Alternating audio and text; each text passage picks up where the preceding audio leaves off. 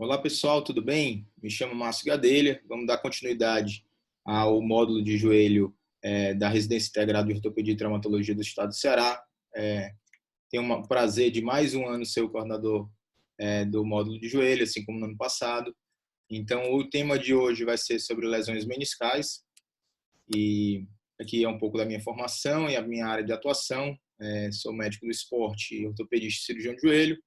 Atuo principalmente na parte de cirurgia do joelho propriamente dita e nas intervenções do esporte, na terapia de choque, infiltração guiada por ultrassom, e faço parte da clínica articular juntamente com o Dr. Jonatas Brito, compondo o grupo de joelho da clínica. O que a gente tirou todas as informações baseadas no capítulo 45 do Campbell, que é a referência da prova de vocês. Um pouquinho sobre a anatomia do menisco. Na verdade, o menisco, como todo mundo sabe, é uma estrutura intraarticular que está entre o tíbio e o fêmur, que atua principalmente na absorção de impacto, né, e na transmissão de carga, feito basicamente de colágeno, e atua em várias outras propriedades, como, por exemplo, nutrição da cartilagem, lubrificação da articulação do joelho, a própria estabilidade do joelho e prevenção de artrose. Infelizmente, a gente tem que tirar as informações do Campbell. Campbell, por mais que seja um livro bom, mas ele tem uma referência de 8 anos atrás, né? Muita coisa mudou na cirurgia do joelho, né? Então, assim, principalmente nessa parte de menisco. Mas a gente vai falar a parte mais conceitual das coisas do Campbell, que vão ser importantes para a prova de vocês, e vamos dar uma pinceladinha sobre a parte mais atual, mais moderna, sobre o que tem de mais moderno sobre o menisco. Então, assim, o que é importante para a prova, né? É muito importante, vocês sabem que existem várias fibras do menisco de colágeno. A principal é a circunferencial. Vocês vão entender depois que, por conta do hook tension, então existe um papel fundamental dessas orientações de fibras circunferenciais do menisco. Tá? O Campbell cita também que o menisco medial ele é mais fixo do que o lateral. O que é que isso implica? Na verdade, por que isso? O menisco medial está atrelado ao ligamento colateral medial. Já o lateral não. Existe um espaço anatômico chamado hiato poplíteo, que você tem uma separação do menisco lateral em relação ao medial. Isso você vê na artroscopia. Quando você puxa o menisco medial, ele é fixo.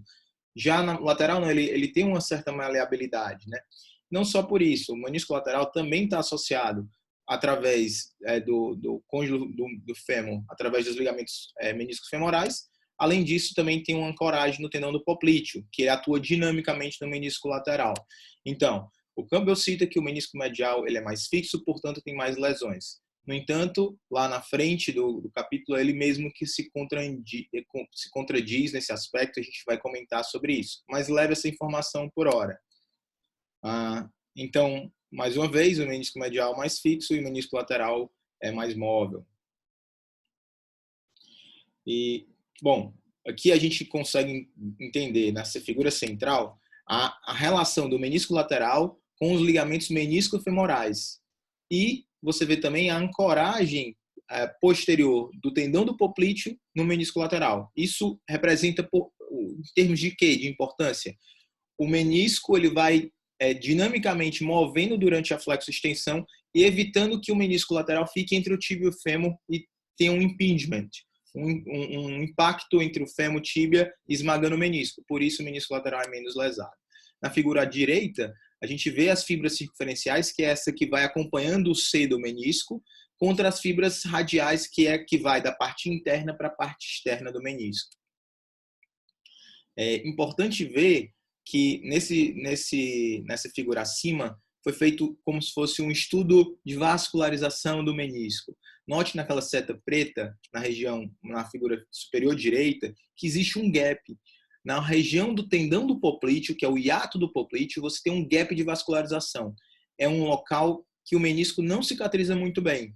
Então, é uma das coisas importantes na hora de você suturar o menisco, saber que aquela região é um pouquinho menos vascularizada. Outra coisa em relação à anatomia vascular do menisco é que a vascularização entra pela cápsula articular do joelho. Então, quanto mais periférica for a lesão, mais irrigado é o menisco, né? Então, você considera o menisco na região vermelha por volta de 5 milímetros ali, que é bem irrigado. De 5 a 10 milímetros, a gente chama de vermelha branca, né? Uma vascularização mais débil. e depois de 10 milímetros é realmente uma zona branca de pouca vascularização. Isso tem total implicação na hora da cirurgia. Quanto mais vascularizado, melhor é o prognóstico da sutura, né? Então, vascularização sempre periférica, tá? A gente vai ver lá na frente que o menisco medial tem de 10 a 25% da periferia vascularizado, o lateral 10 a 30%, tá bom? Passando aqui é um estudo de cachorro, né? Que a gente vê que a vascularização é mais periférica, tá? E a vascularização é principalmente pela artéria genicular medial e lateral com seus ramos superiores e inferiores. E conforme eu disse, né, o menisco medial tem 10 a 30% ali de vascularização e o lateral 10 a 25%. Por isso que o lateral tem pior prognóstico em alguns casos de sutura.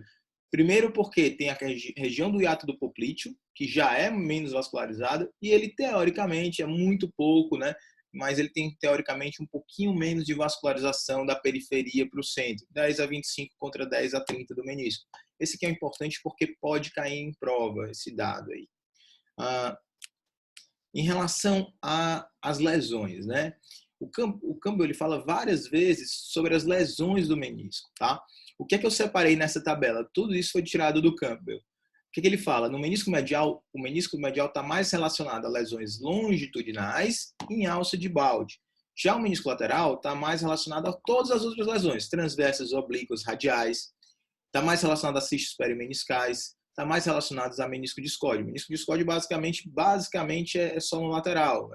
Você tem até menisco discóide medial, mas é relato de casos. Digamos que 99% dos casos, na literatura diz 97%, se eu não me engano, em termos de artigos e tal. Mas na prática, praticamente você não encontra menisco medial, né? Desculpa, menisco discóide no menisco medial. Já no menisco medial é mais relacionado a lesões longitudinais e em alça de balde. Então, essa é uma questão que pode ser cobrada em prova, tá? Lesão radial é mais comum no menisco medial, menisco lateral, tá bom? Essa frase do Campbell, ela é bem bacana de você levar, porque tudo que parece mais comum, mais frequente, você tem que guardar na memória. Então, o que é que ele fala no Campbell? Que o mecanismo de rotação é o mais importante para o menisco, né? Você tem um joelho flexionado e faz a rotação, e você machuca mais aonde no menisco? Principalmente nos cornos posteriores, nas lesões longitudinais, sendo a mais comum a região do corno posterior. Então, o que é que eu tenho? Que o mecanismo de trauma mais comum no menisco é rotacional. Eu tenho que as principais lesões, as mais comuns, são longitudinais e nos cornos posteriores, de ambos os meniscos, tá? Quando você tem uma lesão inferior, quando você tem uma lesão parcial, qual é a lesão parcial? É a lesão que não se estende por toda a superfície do menisco. Digamos, se eu tenho uma radial incompleta, ela começa na parte interna e não termina na periferia. Se eu tenho uma vertical incompleta, ela começa na região superior, mas ela não vai até a inferior, ou vice-versa. E quando você tem uma lesão parcial, você tem principalmente na região inferior. Isso é importante demais na artroscopia, porque quando você está na artroscopando, você tem uma lesão, fazendo uma inspeção do menisco, se você não pegar o probe, colocar por baixo do menisco e sair buscando, às vezes você não vê essa lesão, tá? Então, sempre importante saber. Lesões parciais são mais comuns na região inferior do que superior. Lesão mais na região inferior. Tá bom? Além disso, aqui é um tópico que eu queria conversar com vocês. Ele fala que o menisco medial e lateral tem uma frequência equivalente, com equal frequency. No entanto, a gente viu posteriormente, né, anteriormente, que a gente tem um menisco medial mais fixo com mais lesões. Então, o próprio Campbell ele se complica aí, né? O livro texto de vocês, ele pega artigos de todo canto. Às vezes ele pegou um artigo que é igual, às vezes ele pegou um artigo dizendo que é mais medial. A tendência é ser mais medial mesmo, tá? Se tiver questão, o menisco medial lesiona mais do que o lateral, porque ele é mais fixo. Isso é uma verdade mesmo. Mas eu quis dizer essa pequena contradição que ele mesmo cita, que ele cita um trabalho dizendo que a medial e lateral são iguais, e depois cita que medial é mais fixo e tem mais lesões.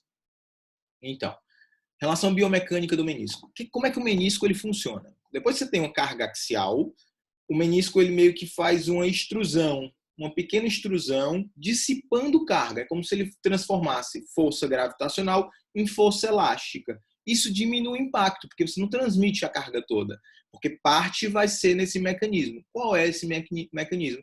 De hook tension, tá? E por que é importante? Porque quem faz esse mecanismo de hook tension são as fibras radiais. Elas vão se alongarem, elas vão se alongar, sendo que quem contrapõe essa força são as fibras circunferenciais. Daí que elas são as mais importantes do menisco, tá? São as fibras circunferenciais que elas contrapõem essa força do hook tension, diminuindo a transmissão de carga axial, preservando seu joelho. Sendo que quando você não tem a fibra radial, você não consegue fazer o hook tension. Então, qual é uma lesão que ela tipicamente é equivalente a uma meniscectomia? Uma lesão radial completa. Por quê? Porque você perde esse mecanismo do hook tension.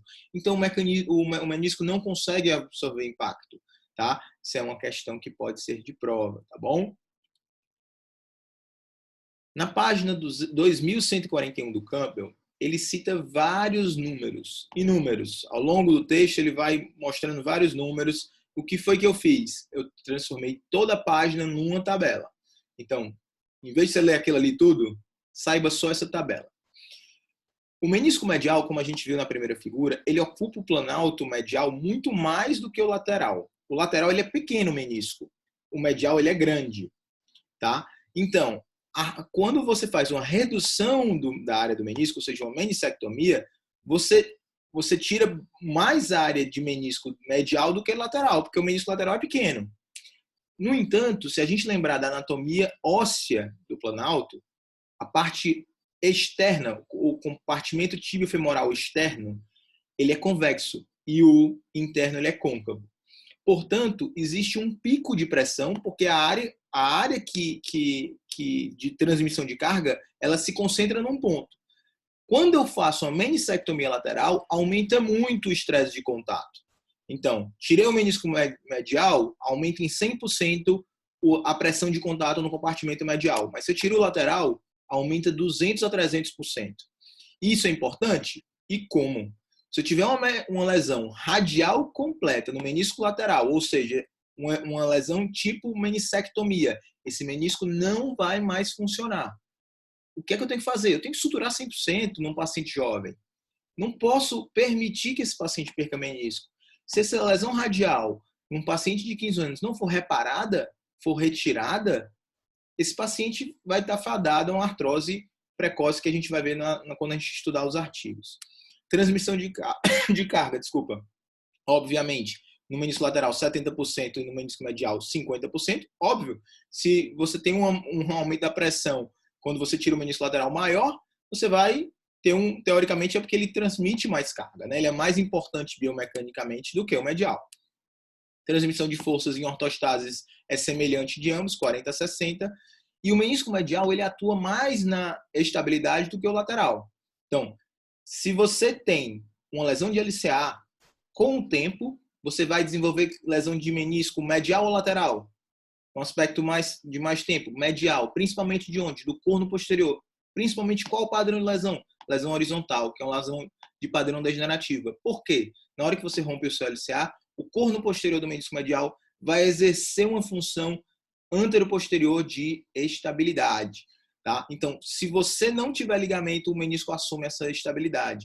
Então, quando você tira o menisco medial, você aumenta a translação anteroposterior em pacientes que não têm LCA, tá? Isso aí é um estudo biomecânico consagradíssimo dentro da cirurgia do joelho, tá? Muito bem estabelecido. Se você tiver um ligamento patente, o menisco não é tão importante. Mas se você não tiver ligamento, o menisco assume muito a função de estabilidade. Já o lateral, não. O lateral ele não exerce essa função de estabilidade. No entanto, o menisco lateral foi visto que, quando você repara lesões do corno posterior do menisco lateral, reinsere a raiz do lateral, do menisco lateral, você diminui o pivô shift. Mas isso é uma coisa de trabalho, de estudo, de artigo. Não é do Campbell, isso não vai cobrar na prova de vocês. Aqui é uma figurinha legal que eu achei. Essa aqui eu tirei de uma página bem antiga, que não fala nem sobre menisco, fala sobre a biomecânica do joelho. Então, o que acontece com o joelho? O joelho, em perfil, ele desliza para depois rolar, tá? Então, olha que interessante. Quando você tem os meniscos, você lembra, você olhando essa imagem, tem que imaginar que tem um menisco, tá? Então, você imagina o corno posterior do menisco medial, que eu fiz um triângulozinho para simbolizar ele aí. Quando você aumenta a flexão do joelho, você meio que pinça o menisco. E isso, biomecanicamente, é importante para você entender o tratamento lá na frente. Por isso que eu coloquei essa imagem. Eu peguei uma informação do Insel, que ele fala o seguinte, que o menisco transmite carga com o joelho em extensão em torno de 50%. Mas se o joelho tiver em flexão, é de 80% a 90%. Isso é importantíssimo. Se eu deslizo para trás e rolo basicamente sobre o menisco, no corno posterior do menisco, e eu transmito mais carga em flexão do que extensão, isso você vai entender lá na frente quando a gente for falar sobre protocolo de pós-operatório. Então, sempre quando você está em flexão, o menisco, principalmente os cornos posteriores dos meniscos, estão atuando tanto maior na transmissão de carga, quanto estão muito mais sobrecarregados mecanicamente entre o tíbio e o fêmur. Eu coloquei essa imagem para a gente entender um pouco de biomecânica. Isso aqui foge um pouco mais à prova, isso aqui é mais do dia a dia, mas eu achei interessante para justamente a gente conversar lá na frente sobre tratamento. Função meniscal, eu não vou nem comentar muito, isso é uma coisa que eu copiei tal qual o Campbell fala, mas você é um senso comum, né? Lubrificação articular, distribuição de líquido sinovial, prevenção de artrose, absorção de impacto, estabilizadores rotacionais. Isso aqui é uma coisa bem senso comum, não tem muito o que comentar. Mecanismo de trauma a gente já comentou, que o mecanismo principalmente é rotacional com o joelho parcialmente fletido. Anamnese, ele cita, né? O que é que o paciente vai ter numa lesão meniscal? Dor, edema, né? Derrame articular, principalmente são os principais sintomas. Você pode ter uma sensação de falseio, dependendo se tiver um pouquinho de derrame articular, mas não é o clássico. O paciente não tem tanta instabilidade. Qual é o clássico da lesão meniscal? Um joelho doloroso, dor, derrame articular, edema. E os fatores de risco para lesão meniscal, o Campbell cita 4. Instabilidade, óbvio, esses são dos principais. Se você tem um joelho instável, o que vai acontecer? Cada falseio, você vai estar o fêmur fazendo movimentos abruptos sobre a tíbia. Numa hora dessas, você pode pinçar o menisco e machucar. Então, é muito comum, paciente jovem, LCA, começa a ter episódio de instabilidade, não quer operar. O que acontece? Ele vai para a gente para operar depois de 4, 5 anos, quando ele tem coragem de operar. Quando a gente vai artroscopar esse joelho, além de fazer o ligamento, tem que fazer sutura de menisco medial, lateral, reinserção meniscal. Então, assim, é bem complicado. Então, instabilidade é o principal fator de risco para lesões do menisco, né? Alteração de eixo, óbvio, quanto mais varo, mais a sobrecarga no compartimento medial, quanto mais valgo, mais a sobrecarga no compartimento lateral. Mas a alteração de eixo está mais relacionado àquelas lesões degenerativas, naquele outro grupo de lesão no menisco, aquele pessoa já de meia idade, com uma lesãozinha de aspecto degenerativo. Fraqueza muscular, obviamente, e frouxidão ligamentar também, que por conta de uma certa instabilidade articular. Exame físico. Exame físico, a gente já tem uma aula de exame físico, vocês têm que assistir a aula que a gente publicou lá no canal. Agora, eu trouxe algumas informações que são típicas de prova, cara. Isso aqui é típico de prova. Qual a causa mais comum pós-traumática de você ter bloqueio articular? Menisco interposto. Qual é o nome dessa lesão? Alça de Balde. Quando ele coloca mais comum, eu tive que trazer isso aqui para lembrar vocês, para levar essa informação para a prova, né? Essa questão é classicíssima de prova.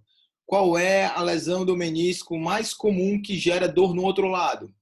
Lesão do corno posterior do menisco lateral. Então, quando você tem uma lesão no corno posterior do menisco lateral, você pode ter dor no compartimento medial. Isso pode acontecer de ambos, mas é mais típico do lateral. E isso acontece realmente na prática, tá?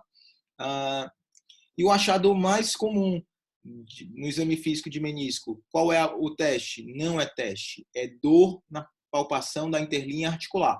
E isso é verdade, pessoal. Muitas vezes você faz os testes meniscais, dão negativo, mas você tem aquela dor na interlinha, putz, isso aqui parece ser menisco. Você pede a ressonância tem lá a lesão meniscal. Então, o achado mais importante do exame físico é dor na interlinha articular, tá bom? E outra questãozinha bacana de prova, viu?